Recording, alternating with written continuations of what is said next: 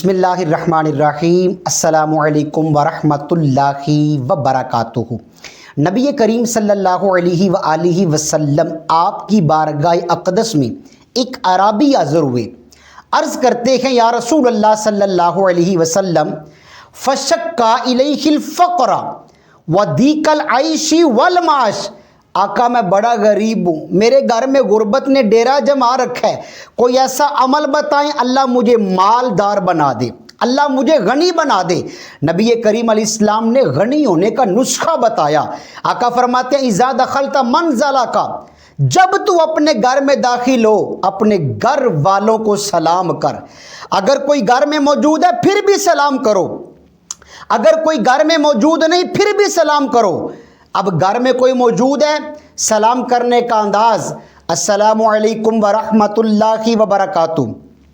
اگر کوئی گھر میں موجود نہیں تو ہمارے سلام کا انداز کیا ہوگا؟ السلام علیکہ یا رسول اللہ، السلام علیکہ ایھا النبی۔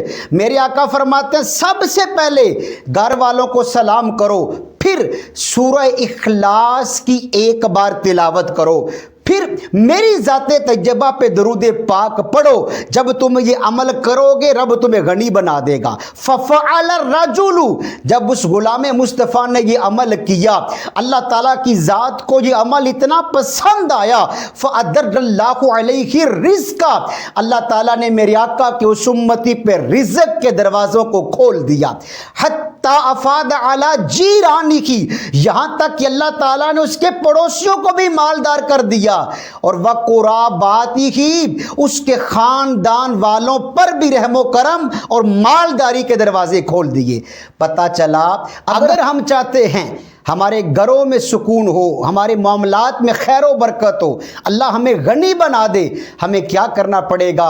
نبی کریم علیہ السلام کی احادیث تجیبات پہ عمل کرنا پڑے گا۔ اللہ تعالیٰ مجھے اور آپ کو رسول کریم علیہ السلام کی احادیث تجیبات کا پابند بنائے، آمین بجاہ النبی الامین صلی اللہ علیہ وسلم۔